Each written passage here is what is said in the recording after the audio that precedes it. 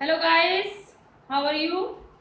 I am Purti Bairagi, your Hindi teacher.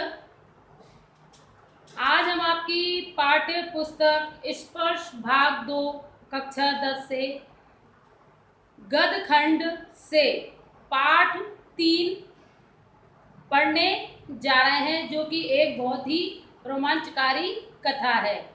आपको मैं पहले बता दी थी कि पाठ 2 जो है आपकी पाठ्य पुस्तक से हटा दिया गया है।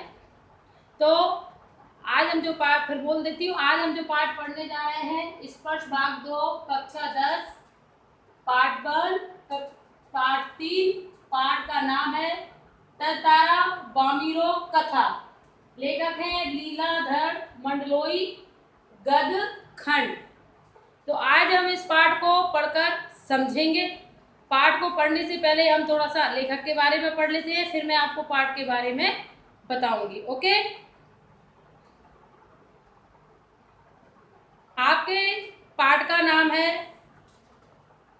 तरतारा बामीरा कथा। इस पाठ के लेखक हैं लीलाधर मंडलोई। तो पहले हम पाठ पढ़ने से पहले लेखक के बारे में जान लेना जरूरी है। तो लेखक के बारे में आपको बताती हूँ। 1954 की जन्माष्टमी के दिन छिंदवाड़ा जिले के एक छोटे से गांव में गुड़ी में जन्मे लीलाधर मंडलोई की शिक्षा दीक्षा भोपाल और रायपुर में हुई। प्रशासन की उच्च शिक्षा के लिए 1987 में कॉमनवेल्थ रिलेशंस ट्रस्ट लंदन की ओर से आमंत्रित किए गए। इन दिनों प्रसार भारतीय दूरदर्शन के महानिदेशक का कार्यभार संभाल रहे हैं।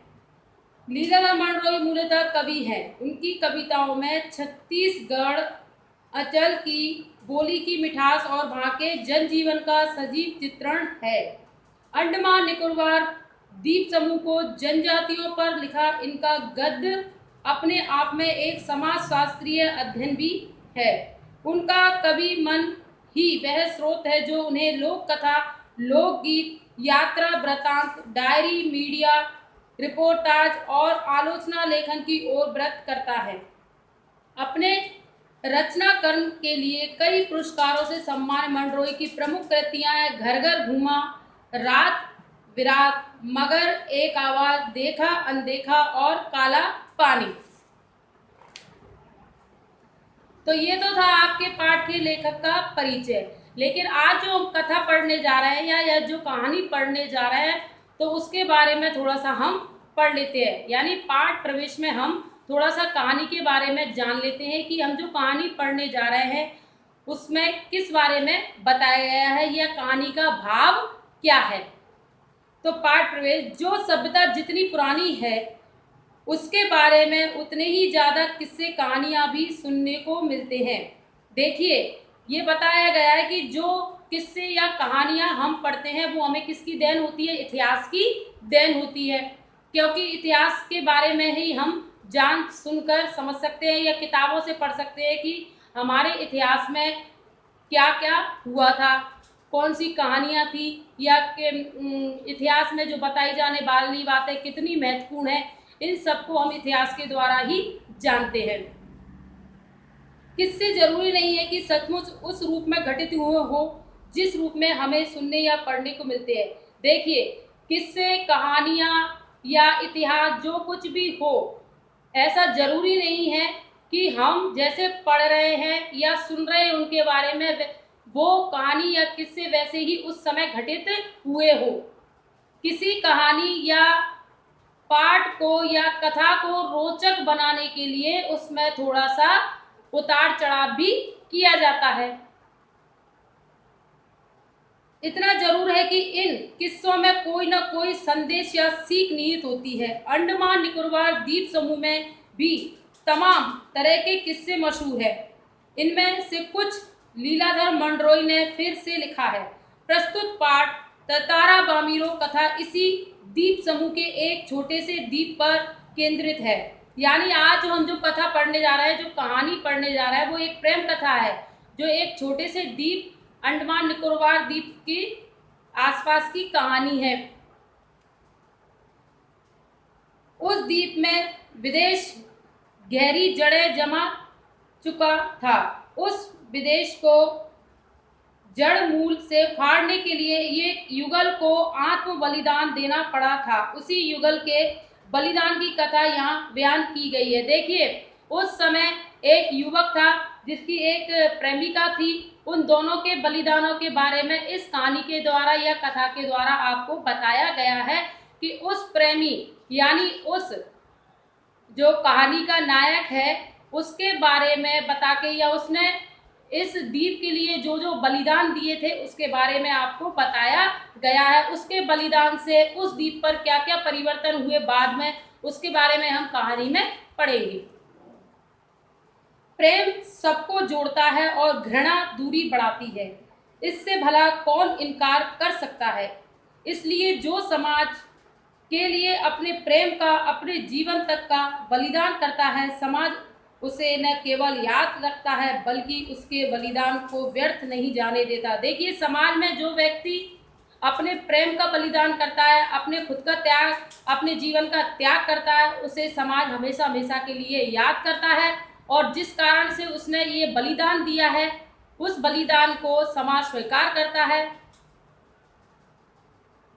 तत्कालीन समाज के सामने एक मिसाल कायम करने वाले इस युगल को आज भी उस द्वीप के निवासी गर्व और श्रद्धा के साथ याद करते हैं। देखिए, उस द्वीप पर, अंडमान निकोबार द्वीप समूह पर आज भी इस युगल यानी उस जवान व्यक्ति, उस प्रेमी को आज भी लोग बाग बहुत याद करते हैं, जबकि वह एक इतिहास के पन्नों में उसकी कहानी रह चुकी है। लेकिन आज भी हम उसकी कहानी को पढ़कर कुछ सीख लेते हैं, कुछ जीवन में जीने की राह समझ में आती है कि सबको स्वयं अपने लिए नहीं जीना चाहिए। जो स्वयं के लिए जीता है वह समाज के लिए कुछ नहीं कर पाता है। इसमें ऐसी ही एक प्रेमी की कहानी है जिसने अपने प्रेम त्याग के कारण समाज को एक नई परंपरा से मुक्त किया था। तो आइए अब हम पाठ पढ़ते हैं और समझते हैं। तंतारा बामीरो कथा। अंडमान द्वीप समूह का अंतिम दक्षिणी द्वीप है लिटिल अंडमान। यह पोर्ट ब्लेयर से लगभग 100 किलोमीटर दूर स्थित है।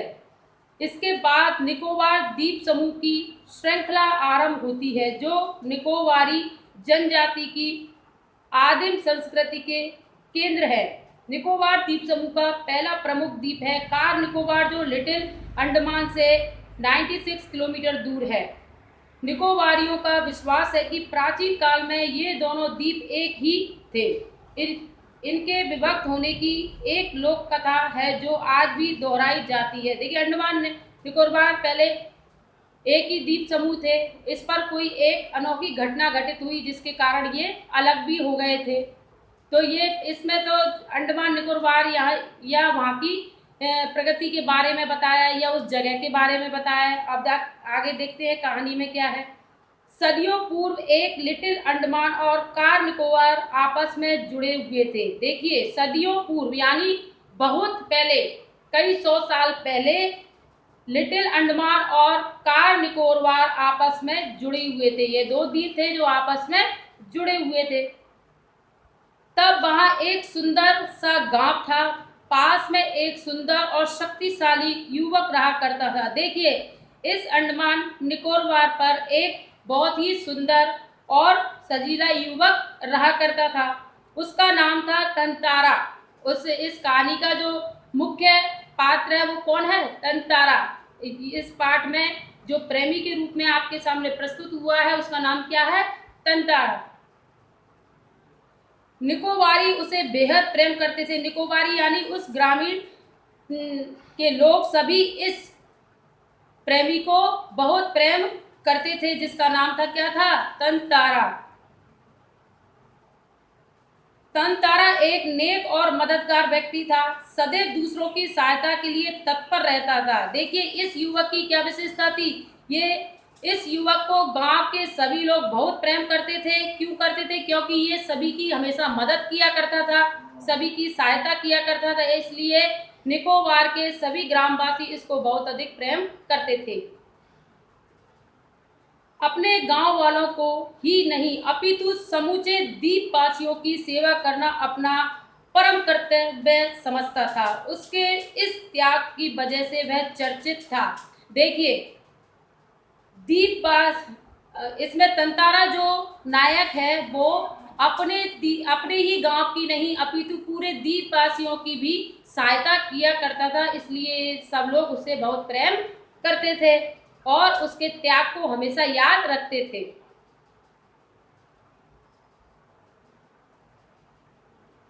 सभी उसका आदर करते थे, वक्त मुसीबत में उसे स्मरण करते और वह भागा भागा वहां पहुंच जाता था। तो इस पैराग्राफ में हम इस पार्ट का जो प्रेमी है तंतारा उसी के बारे में पढ़ रहे हैं। दूसरे गांवों में भी पर्व त्योहारों के समय उसे विशेष रूप से आमंत्रित किया जाता। उसका व्यक्तित्व तो आकर्षक था ही, साथ ही आत्मीय स्वभाव की वजह से लोग उसके करीब रहना चाहते थे। पारंपरिक पोशाक के साथ वह अपनी कमर में सदैव एक लकड़ी की तलवार बांधे रहता। लोगों का मत था कि बावजूद लकड़ी की होने पर उस तलवार में अद्भुत देवीय शक्ति थी। देखिए उस द्वीप के लोगों की यह मान्यता थी कि उसके पास एक लकड़ी की तलवार हुआ करती थी जो हमेशा वह अपनी कमर में रखता था। लोगों का मानना था कि वह लकड़ी की तलवार होते हुए भी उसमें एक देवीय शक्ति थी, यानी उसमें ईश्वरीय कोई शक्ति थी, वह चमत्कारी तलवार थी। तंतारा अपनी तलवार को कभी अलग न होने देता, उसका दूसरों के सामने उपयोग भी करता, किंतु उसके चरते साहसी कारनामों के कारण लोग बाघ तलवार में अद्भुत शक्ति का होना मानते थे। तंतारा की तलवार एक विलक्षण रहस्य थी। एक शाम तंतारा दिन भर के अथक परिश्रम के बाद समुद्र किनारे टहलने निकल पड़ा। सूरज समुद्र से लगे क्षितिज तले डूबने को था।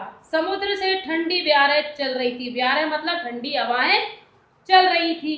पक्षियों की सायकाली चहचाटे सने सने क्षीण होने लगी, क्षीण यानी समाप्त होने लगी। सायकाल यानी शाम के समय सभी पक्षी अपने घरों को लौटने लगते हैं, जिसके कारण उनकी चहकने की आवाजें कम सुनाई देने लगी थी। उसका मन शांत था। किसका मन शांत था? यहाँ पर तंतारा का मन बिल्कुल शांत था। विचार मग्न तंतारा समुद्री बालू पर बैठकर सूरज की अंतिम रंग बिरंगी किरणों को समुद्र पर निहारने लगा। तभी कहीं पास से उसे मधुर गीत गूंजता सुनाई दिया। देखिए तंतारा जो था समुद्र के किनारे बैठ के डूबते हुए सूर्य को देख रहा था, तभी उसे दूर कहीं उसे मधुर स्वर सुनाई दिया, यानी मधुर ध्वनि में एक गीत सुनाई दिया। गीत मानो बहता हुआ उसकी तरफ आ रहा हो, बीच बीच में लहरों का संगीत सुनाई देता। गायन इतना प्रभावी था कि वह अपनी सुध बुध खोने लगा। लहरों के एक प्रबल वेग से उसकी तंद्रा भंग की।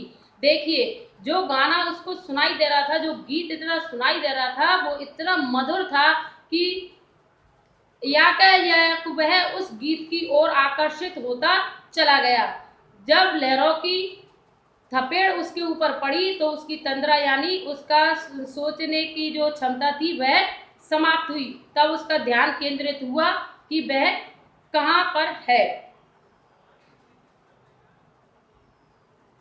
चैतन्य होते ही वह इधर उधर को विवश हो उठा, जिधर से अब भी गीत के स्वर बह रहे थे। वह विकल सा उस तरफ बढ़ता गया। अनंत उसकी नजर एक युवती पर पड़ी जो ढलती हुई शाम के सौंदर्य में बेसुध एकदम समुद्र की देह पर डूबते आकर्षक रंगों को निहारते हुए गा रही थी। यह एक श्रृंगार गीत था। देखिए तंतारा की एक नजर उस लड़की पर पड़ी जो कि मधुर स्वर में गीत गा रही थी, और उसका गीत कैसा सा श्रृंगार गीत था। उसे ज्ञात ही न हो सका कि कोई अजनबी युवक उसे निशब्द ताके जा रहा है। उस लड़की को यह बिल्कुल ज्ञात नहीं हुआ था कि उसे कोई एक टकटकी लगाए देख रहा है या उसे निहार रहा है। वह अपनी धुन में ही गाए जा रही थी। इसके पहले कि वह सामान्य हो पाती, उसने अपनी कानों में गूंजती गंभीर आकर्षक आवाज सुनी। तुमने ये का एक इतना मधुर गाना अधूरा क्यों छोड़ दिया? देखिए लड़की के कानों में अचानक एक आवाज सुनाई दी कि तुमने इतना मधुर गाना क्यों छोड़ दिया। यह आवाज किसकी थी? तंतारा की। तंतारा के विनम्रता पूर्वक कहा। अपने सामने एक सुंदर युवक को देखकर वह विस्मित हो गई। विस्मित मतलब आश्चर्य से उसे देखने लगी। उसके भीतर किसी कोमल भावना का संचार हुआ। देखिए, जब एक नव युवक और नव युवती, जब एक जवान लड़का और जवान लड़की एक दूसरे को जब प्रथम बार देखते हैं तो एक दूसरे की तरफ आकर्षित हो जाते हैं। तो यही इस पार्ट में जो है पैराग्राफ में बताया गया है कि तंतारा को जब उस लड़की ने देखा तो वह या क्या बिना सोचे समझे उसकी ओर आकर्षित होने लगी, किंतु अपने को संयत कर उसने बेरुखी के साथ जवाब दिया, पहले बताओ तुम कौन हो? इस तरह मुझे घूरने और इस असंगत प्रश्न का कारण। देखिए, लड़की ने अपने आप को कंट्रोल किया, अपने आप को संयम में रखकर पूछा, अपनी भावनाओं को दबाकर पूछा कि तुम कौन हो और मुझसे इस प्रकार क्यों बात कर रहे हो? अपने गांव के अलावा किसी और गांव के युवक के प्रश्नों का उत्तर देने को मैं बाध्य नहीं हूँ, यहाँ तुम भी जानते हो। लड़की कहती है कि मैं तुम्हारे प्रश्नों का उत्तर देने के लिए मजबूर नहीं हूँ, क्योंकि एक गांव की दूसरे गांव के लड़कों को अपने प्रश्नों के उत्तर देना जरूरी नहीं समझती हूँ। तंतारा मानो सुध बुध खोए हुए था। जवाब देने के स्थान पर उसने पुनः अपना प्रश्न दोहराया, तुमने गाना क्यों रोक दिया? गाओ, गीत पूरा करो। सचमुच तुमने बहुत सुरीला कंठ पाया है। यह तो मेरे प्रश्न का उत्तर न हुआ, युवती ने कहा। उस युवती ने, उस लड़की ने तंतारा से क्या कहा? जब मैंने आपसे जो प्रश्न किया है उसका उत्तर दो। ये सब बातें मेरे प्रश्नों के उत्तर नहीं हो सकती हैं। सच बताओ, तुम कौन हो? लपाती गांव में तुम्हें कभी देखा नहीं। तंतारा मानो सम्मोहित था, मतलब तंतारा क्या उस लड़की की ओर आकर्षित था। उसके कानों में युक्ति की आवाज ठीक से पहुंच न सकी। उसने पुनः विस्मय की विनय या प्रार्थना की, तुमने गाना क्यों रोक दिया? गाओ ना। युवती झुंझला उठी, वह कुछ और सोचने लगी। अंततः उसने निश्चय पूर्वक एक बार पुनः लगभग विरोध करते हुए कड़े स्वर में कहा, ढीठता की हद है। मैं जब से परिचय पूछ रही हूँ और तुम बस एक ही राग अलाप रहे हो कि गीत गाओ, आखिर क्यों? लड़की झुंझलाकर उससे तंतारा से कहती है कि मैं तुमसे कब से प्रश्न पूछ रही हूँ कि तुम कौन हो, और तुम अपना एक ही राग अलाप रहे हो, यानी एक ही बात को बार बार कह रहे हो कि गीत गाओ। क्या तुम्हें गांव का नियम नहीं मालूम? अब इतना बोलकर वह जाने के लिए तेजी से मुड़ी। तंतारा को मानो कुछ होश आया। उसने अपनी गलती का एहसास हुआ। वह उसके सामने रास्ता रोककर मानो गिड़गिड़ाने लगा, मुझे माफ कर दो, जीवन में पहली बार मैं इस तरह विचलित हुआ हूँ। अब देखिए, तंतारा उस लड़की से कहता है कि तुम मुझे माफ कर दो, मैं अपने जीवन में पहली बार इतना विचलित हुआ हूँ। यहाँ पर विचलित का मतलब क्या है? तंतारा उस लड़की को देखकर अपनी सुध बुध खो बैठता है और इसी कारण से वह विचलित हो जाता है। तुम्हें देखकर मेरी चेतना लुप्त हो गई थी। तंतारा कहता है, तुम्हें देखकर मेरी चेतना यानी मैं सोचने समझने की शक्ति खो बैठा था। मैं तुम्हारा रास्ता छोड़ दूँ, बस अपना नाम बता दो। तंतारा ने विश्वस्ता से आग्रह किया। उसकी आंखें युवती के चेहरे पर केंद्रित थीं। उसके चेहरे पर सच्ची विनय थी, विनय यानी प्रार्थना थी। बामीरो, एक रस घोलती आवाज उसके कानों में पड़ी। देखिए, जब लड़की ने अपना नाम बताया तो उसकी आवाज एक रस घोलने जैसी थी। तंतारा के कानों में ऐसा लगा किसी ने रस घोल दिया हो। उस लड़की ने अपना नाम क्या बताया? बामीरो। बामीरो, बामीरो, वाह कितना सुंदर नाम है। कल भी आओगी ना यहाँ? तंतारा ने याचना भरे स्वर में कहा। याचना यानी प्रार्थना भरे स्वर में तंतारा ने उस बामीरों से कहा, कल तुम यहाँ फिर आओगी? नहीं, शायद कभी नहीं, बामीरों ने कहा और झटके से लपाती की तरह बेसुध सी दौड़ पड़ी। पीछे तंतारा के वाक्य गूंज रहे थे, बामीरो मेरा नाम तंतारा है, कल मैं इसी चट्टान पर प्रतीक्षा करूंगा, तुम्हारी बाट जोहूंगा, जरूर आना। बाट जोहूंगा मतलब क्या है? इंतजार करना। मैं तंतारा उस लड़की से कहता है कि मैं कल तुम्हारा यहाँ पर फिर इंतजार करूंगा, तुम्हारी बाट जोहूंगा। बाट जोहूंगा मतलब होता है मैं तुम्हारा इंतजार करूंगा। बामीरो रुकी नहीं, भागती ही गई। तंतारा उसे जाते हुए निहारता रहा। बामीरो घर पहुंचकर भीतर ही भीतर कुछ बेचैनी महसूस करने लगी। उसके भीतर तंतारा से मुक्त होने की एक झूठी छटपटाहट थी। एक झल्लाहट में उसने दरवाजा बंद किया और मन को किसी और दिशा में ले जाने का प्रयास किया।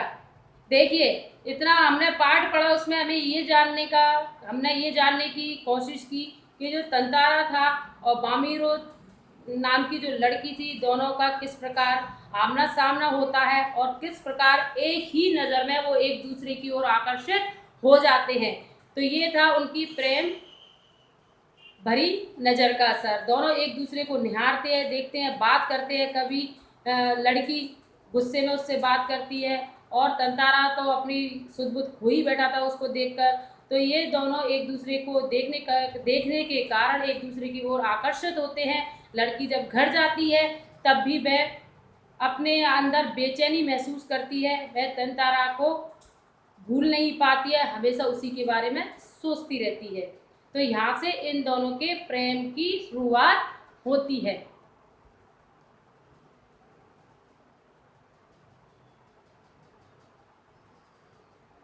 मन को किसी और दिशा में ले जाने का प्रयास किया। बार बार तंतारा का याचना भरा चेहरा उसकी आंखों में तैर जाता था। उसने तंतारा के बारे में कई कहानियां सुन रखी थी। उसकी कल्पना में वह एक अद्भुत साहसी युवक था, किंतु वहीं तंतारा उसके सम्मुख एक अलग रूप में आया, सुंदर, बलिष्ठ, किंतु बेहद शांत, सभ्य और भोला।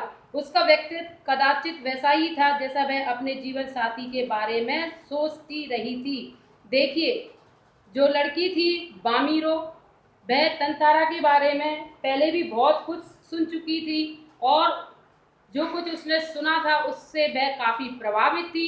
वह अपने जीवन साथी के बारे में जितना सोचती थी या जीवन साथी में जो जो खूबियाँ देखना चाहती थी, जो जो अच्छाइयाँ देखना चाहती थी, वह सब किसमें थी? तंतारा में।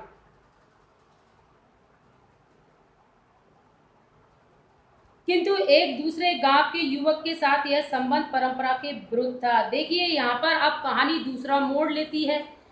तंतारा भी उस लड़की को एक बार मिलने पर अपना समझने लग गया था। उधर लड़की जो थी बामीरो, उसके बारे में सोच कर अपने भविष्य के जीवन साथी के बारे में सोचने लग जाती है। तो यहाँ पर कहानी थोड़ा मोड़ लेती है और ये आपका एक वाक्य है, एक दूसरे गांव के युवक के साथ यह संबंध परंपरा के विरुद्ध है। यानी ये जो दो गांव थे उनमें एक यह परंपरा थी कि जिस गांव का लड़का है वह उसी गांव की लड़की से विवाह कर सकता था, दूसरे गांव की लड़की से विवाह नहीं कर सकता था। ये बात ये दोनों भी जानते थे। कौन? बामीरो और तंतारा।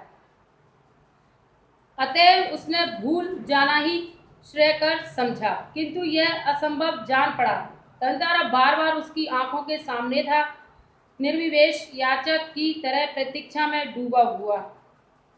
देखिए, यहाँ पर जो प्रेमिका बामीरो थी वह अच्छी से जानती थी कि तंतारा से उसका विवाह नहीं हो सकता था क्योंकि वह दूसरे गांव का युवक था, लेकिन फिर भी उसका दिमाग कह रहा था बामीरो का कि ये संबंध बनाना ठीक नहीं है, उसका विवाह उससे नहीं हो सकता। लेकिन दिल इस बात को मानने के लिए तैयार न था।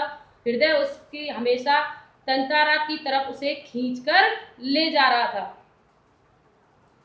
किसी तरह रात बीती, दोनों के हृदय व्यथित थे, यानी दोनों इसे एक रात बीती और दोनों के मन में एक दूसरे के प्रति विचार घूम रहे थे। किसी तरह आँच रात एक ठंडा और उबाऊ दिन गुजरने लगा। शाम की प्रतीक्षा थी। तंतारा के लिए मानो पूरे जीवन की अकेली प्रतीक्षा थी। उसके गंभीर और शांत जीवन में ऐसी पहली बार हुआ। वह अचंभित था, साथ ही रोमांचित भी। दिन ढलने के काफी पहले वह लपाती की उस समुद्री चट्टान पर पहुंच गया। बामीरो की प्रतीक्षा में एक एक पल पहाड़ की तरह भारी था। उसके भीतर एक आशंका भी दौड़ रही थी कि अगर बामीरो न आई तो वह कुछ निर्णय नहीं कर पा रहा था, सिर्फ प्रतीक्षारत था। बस आज की एक किरण थी जो समुद्र की तह पर डूबती किरणों की तरह कभी भी डूब सकती थी। वह बार बार लपाती के रास्ते पर नजरें दौड़ाता। सहसा नारियल के झुरमुटों में से उसे एक आकृति कुछ साफ हुई, कुछ और। देखिए, तंतारा दूसरे दिन उसी चट्टान पर जाकर बैठ जाता है और सोचने लगता है कि बामीरो आएगी या नहीं। और जिस रास्ते से बामीरो आने वाली थी वह उसी रास्ते को एक टकटकी नजर से देखता रहा। उसके मन में कई विचार आ रहे थे कि बामीरो आएगी या नहीं।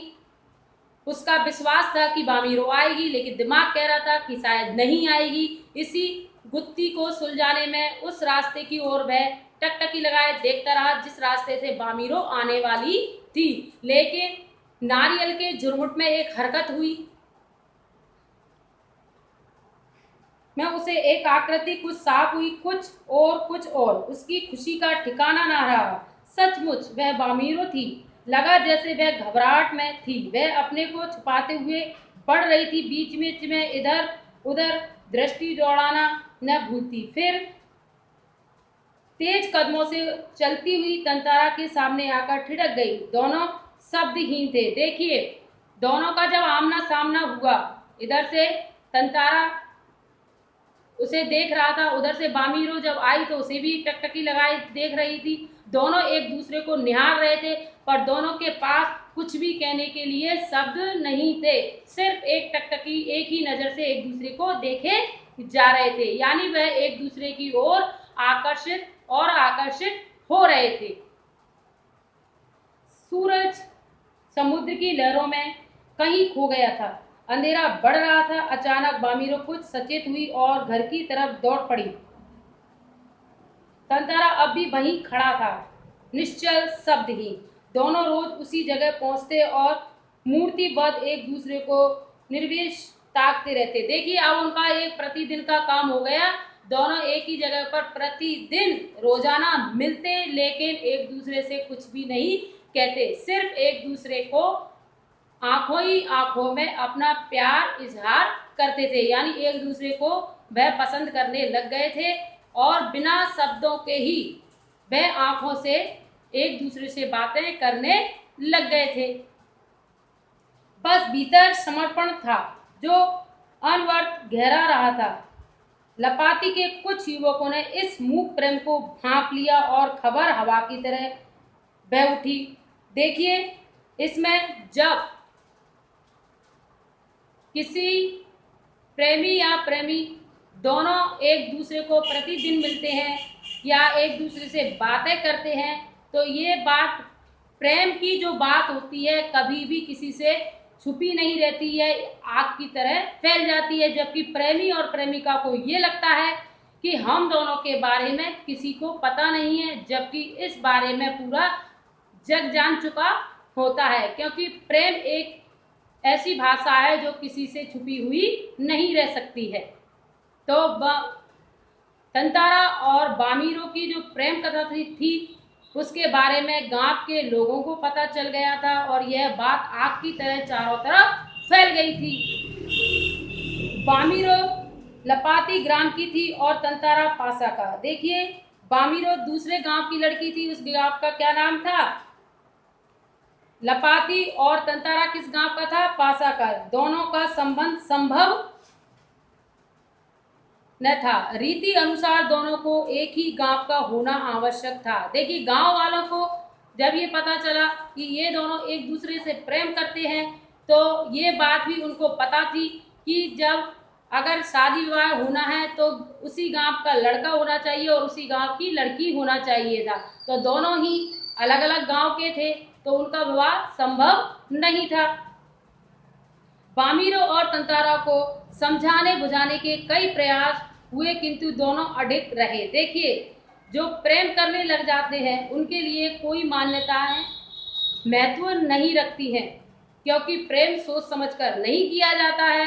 दोनों ने जब एक दूसरे से आंखों ही आंखों में अपनी वार्तालाप करना शुरू कर दिया था, तो वह ये सब बातें लोग बागों से छुपी नहीं रह सकी, और लोग बागों ने उन्हें समझाने की बहुत कोशिश की कि तुम दोनों अलग अलग गांव के हो और तुम्हारा विवाह संभव नहीं है। लेकिन ये दोनों प्रेमी इस बात को मानने के लिए तैयार नहीं थे, क्योंकि वह एक दूसरे को अपने हृदय में स्थान दे चुके थे। वे नियमित आपाती के उसी समुद्री किनारे पर मिलते रहे। अफवाहें फैलती रही, यानी अफवाहें, ये बातें उनके उड़ती रही कि वो दोनों वहाँ मिलते हैं, दोनों में ऐसे संबंध है, इस तरह तरह की बातें, यानी उनकी चारों तरफ बदनामी होने लगी। कुछ समय बाद पासा गांव में पशु पर्व का आयोजन हुआ। पशु पर्व में हष्ट पुष्ट पशुओं के प्रदर्शन के अतिरिक्त पशुओं से युवकों की शक्ति परीक्षा प्रतियोगिता भी होती है। वर्ष में एक बार सभी गांव के लोग हिस्सा लेते हैं। बाद में नृत्य, संगीत और भोजन का भी आयोजन होता है। शाम से सभी लोग पासा में एकत्रित होने लगे। धीरे धीरे विभिन्न कार्यक्रम शुरू हुए। तंतारा का मन इन कार्यक्रमों में तनिक न था। उसकी व्याकुल आंखें बामीर को ढूंढने में व्यस्त थीं। नारियल के एक झुंड के एक पेड़ के पीछे से उसे जैसे कोई झांकता दिखा। उसने थोड़ा और करीब जाकर पहचानने की चेष्टा की, वह बामीरो थी। देखिए, पासा गांव में एक पशु मेला होता है जिसमें सभी लोग आते हैं और खाने पीने का, संगीत का प्रोग्राम भी चलता रहता है। लेकिन तंतारा का इस प्रोग्राम में बिल्कुल मन नहीं लग रहा था। उसकी तो नज़र सिर्फ बामीर को ढूंढ रही थी, वह उसी का इंतजार कर रहा था। तभी उसको एक पेड़ की ओर से कोई झांकता हुआ सा लगा। पास में जाके देखा तो कौन था, वो बामीरो थी। उसने थोड़ा और करीब जाकर पहचानने की चेष्टा की, वह बामीरो थी जो भयवश सामने आने से मैं झिझक रही थी। उसकी आंखें तरल थीं, होंठ कांप रहे थे। तंतारा को देखते ही वह फूट कर रोने लगी। तंतारा विहल हुआ। उसने कुछ बोलते ही नहीं बन रहा था। रोने की आवाज लगातार ऊंची होती जा रही थी। तंतारा किकरता विमूढ़ था। बामीरो के रुदन स्वरों को सुनकर उसकी माँ वहां पहुंची और दोनों को देखकर आग बबूला उठी। देखिए, ये जो इस कहानी की नायिका है, प्रेमिका है बामीरो, जब उसको इस बात का एहसास हो जाता है कि उसका तंतारा से कभी मिलन नहीं हो सकता, उन दोनों का विवाह कभी नहीं हो सकता है, तभी वह एक पेड़ की ओर से उसे छुपकर देखती है। तंतारा वहां जाकर उसे देखता है तो वह उसे देखकर फूट फूट कर रोने लगती है। तभी उसकी माँ आ जाती है और दोनों पर बिगड़ने लगती है।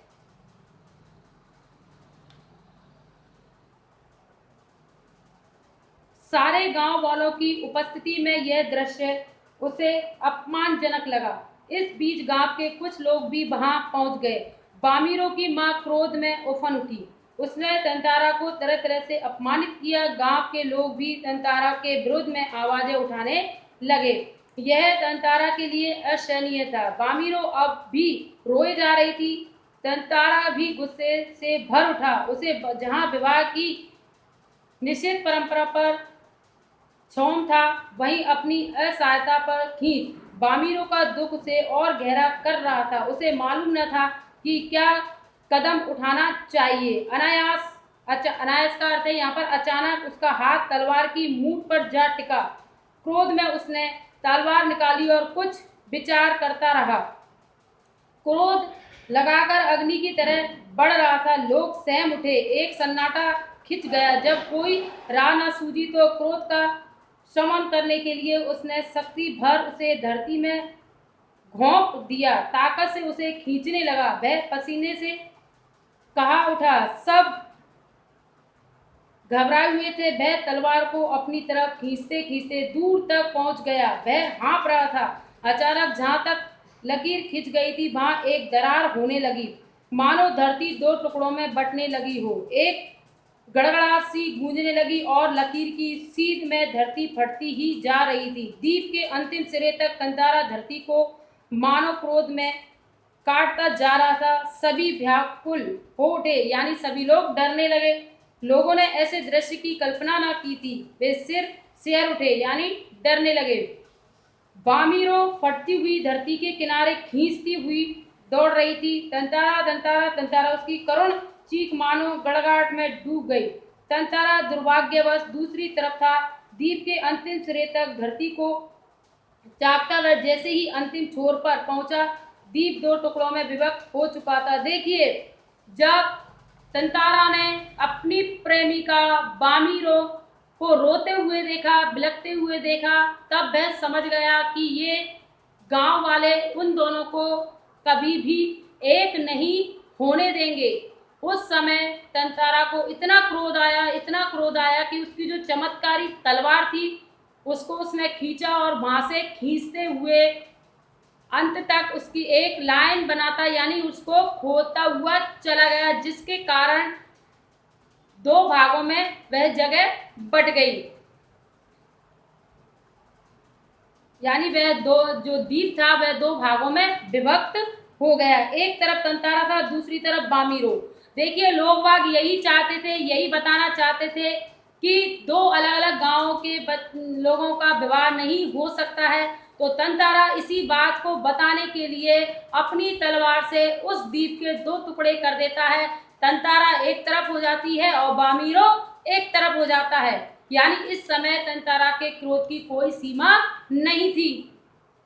जैसे ही होश आया, उसने देखा उसकी तरफ का द्वीप समुद्र में धंसने लगा है। वह छटपटाने लगा। उसने छलांग लगाना दूसरा सिरा थामता चाह, किंतु पकड़ ढीली पड़ गई। वह नीचे की तरफ फिसलने लगा। वह लगातार समुद्र की सतह की तरफ फिसल रहा था। उसके मुंह से सिर्फ एक ही चीख उभर कर डूब रही थी, बामीरो बामीरो बामीरो बामीरो। उधर बामीरो भी तंतारा तंतारा तंतारा पुकार रही थी। देखिए, दोनों अलग अलग जगह पर थे, यानी आमने सामने थे। बीच में एक बहुत बड़ी खाई बन चुकी थी उस द्वीप के समूह में। लेकिन तंतारा एक समुद्र के छोर पर उस खाई जैसी जगह में अंदर धंसता हुआ चला जा रहा था और उसके मन से या हृदय से एक ही आवाज सुनाई दे रही थी, बामीरो बामीरो। और दूसरी तरफ से उसकी प्रेमिका बामीरो तंतारा तंतारा चिल्ला रही थी। तंतारा लहूलुहान हो चुका था। वह अचेत होने लगा और कुछ देर बाद उसे कोई होश नहीं रहा। वह कटे हुए द्वीप के अंतिम भूखंड पर पड़ा हुआ था, जो कि दूसरे हिस्से से संयोगवश जुड़ा था। बहता हुआ तंतारा कहाँ पहुंचा, बाद में उसका क्या हुआ, कोई नहीं जानता। इधर बामीरो पागल हो उठी। वह हर समय तंतारा को खोजती, उसी जगह पहुंचती और घंटों बैठी रहती। उसने खाना पीना छोड़ दिया। परिवार से वह एक तरह बिलग हो गई, यानी अपने परिवार के लोगों से वह बिल्कुल अलग हो गई। लोगों ने उसे ढूंढने की बहुत कोशिश की, किंतु कोई सुराग न मिल सका। आज न तंतारा है न बामीरो, किंतु उनकी यह प्रेम कथा घर घर में सुनाई जाती है। निकोबारियों का मत है कि तंतारा की तलवार से कार निकोबार के जो टुकड़े हुए, उससे दूसरा लिटिल अंडमान है जो कार निकोबार में आज 96 किलोमीटर दूर स्थित है। निकोबारी इस घटना के बाद दूसरे गांव में भी आपसी वैवाहिक संबंध करने लगे। तंतारा बामीरो की त्यागमयी मृत्यु शायद इसी सुखद परिणाम के लिए थी। देखिए, इस पार्ट में हमने एक परंपरा के बारे में पढ़ा कि एक गांव का व्यक्ति दूसरे गांव की लड़की से विवाह नहीं कर सकता, ये वहाँ की परंपरा थी। इसी कारण से दो प्रेमी अंत तक मिल नहीं पाते हैं, जिनका नाम क्या था, तंतारा बामीरो। अंत तक तंतारा का इस कहानी के अंत में क्या हुआ कोई नहीं जानता है, लेकिन उसके वियोग के कारण उसकी प्रेमिका बामीरो इतनी व्याकुल हो गई कि उसकी पागलों जैसी स्थिति हो गई। वह अपने परिवार से अलग हो गई और वह हमेशा तंतारा को ही ढूंढती रही, खोजती रही। तो ये थी आपकी एक प्रेम कथा, एक द्वीप समूह की, जो दो प्रेमियों को मिलने नहीं देती है। अंत में ये इस कहानी का परिणाम ये निकलता है कि तंतारा ने जो इन एक द्वीप को दो कर दिया था, जिसके कारण वहाँ के लोग उनकी बाद में उसकी प्रेम कथा समाप्त होने के बाद उनकी भावनाओं की कद्र करते हैं और अपने गांव की लड़कियों का दूसरे गांव के लड़कों से विवाह संबंध भी करते हैं, यानी ये दोनों गांवों में अच्छे से संबंध हो जाते हैं। इस कहानी का परिणाम यही निकलता है कि तंतारा और बामीरो के त्याग का परिणाम यही होता है कि दो गांव अलग अलग होते हुए भी विवाह संबंध में जुड़ जाते हैं, यानी एक गांव दूसरे गांव की लड़कियों से विवाह कर सकता है या एक लड़का दूसरे गांव की लड़कियों से विवाह कर सकता है। तो ये थी आपके पाठ की एक प्रेम कथा, जिसमें लड़का तंतारा बहुत कोशिश करता है अपनी प्रेमिका से मिलने की, लेकिन गांव की एक परंपरा के कारण उन दोनों का विवाह नहीं हो पाता है। वे एक दूसरे से मिले ही बिना तड़प तड़प कर एक अपना जीवन खो देता है, दूसरा अपने जीवन जीती है लेकिन अपने जीवन की उसे सुध बुध नहीं रहती है। तो इस पाठ का सारांश हम ऐसे भी लिख सकते हैं, और इस पाठ का जो निचोड़ निकलता है वह यही है कि कई ऐसे किस्से हैं हमारे इतिहास में जो प्रेमियों के बारे में हैं, लेकिन ये जरूरी नहीं है वह घटना जैसी घटी हो हम आज भी उसी प्रकार पढ़ रहे हो, उसमें थोड़ा बहुत परिवर्तन अवश्य आता है। और इस कहानी से एक परंपरा का समापन हुआ कि एक गांव दूसरे गांव से संबंध नहीं रख सकता था, लेकिन इस कहानी के अंत में जब लोगों को एहसास हुआ कि ये सच्चे प्रेमी थे, दोनों को मिलना चाहिए था, इसी कारण के आधार पर सभी लोग एक दूसरे गांव से अपने संबंध बना लेते हैं।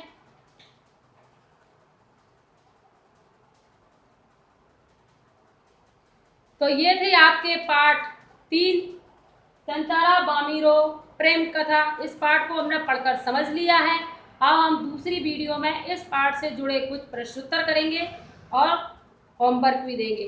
Thank you.